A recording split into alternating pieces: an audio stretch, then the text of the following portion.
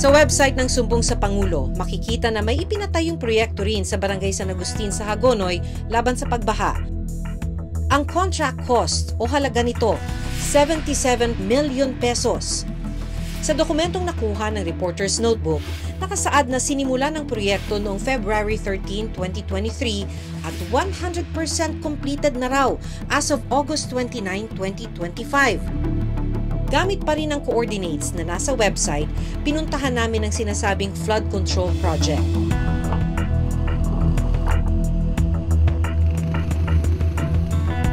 Nang marating namin ang itinuturong lokasyon ng mapa, narating namin ang isang ilog pero wala kaming nakitang flood control project. At ang contractor ng proyekto, kapareho ng proyekto sa Balagtas, ang Wawaw Builders. Sa kabilang bahagi ng ilog, isang flood control project ang nakita ng aming team. Gamit ang coordinates na nasa website, natuklasan namin na ito ay ang flood mitigation structures along Barangay Santa Monica, Hagonoy, Bulacan. Ang halaga ng proyekto, mahigit 77 million pesos, halos kapareho ng presyo ng proyekto sa San Agustin. Sa dokumento mula sa DPWH Bulacan, sinimulan ito noong February 13, 2023 at June 2026, 2023 naman ang nadeklarang completion date.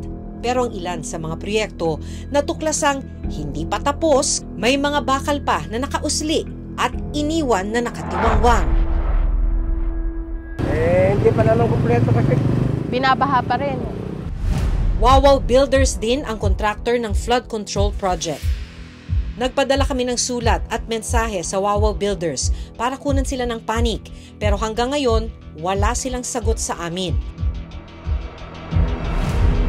Pero sa pagdinig sa Senado, dumalo si Mark Alan Arevalo, ang owner ng Wawaw Builders. Nang tanungin siya tungkol sa mga sinasabing ghost project ng kanilang kumpanya. Familiar ka dito? Familiar ka, Mike? Hindi po yun. Hindi. Dahil, hindi ka nga talaga magiging familiar dahil ghost nga. Ang nakalagay dyan sa report, completed. Nakakubra ka na. Nabayaran ka na ng gobyerno. Ngayon ko lang di po nakita yung video yun. Oh, talaga hindi mo makikita dahil hindi mo naman alam. Kasi nga ghost. Your Honor, I invoke my right against self-incrimination, Your Honor. Tsaka identical ang presyo ha. 77 million, 77 million, 72 million, 72 million. Bakit ganon?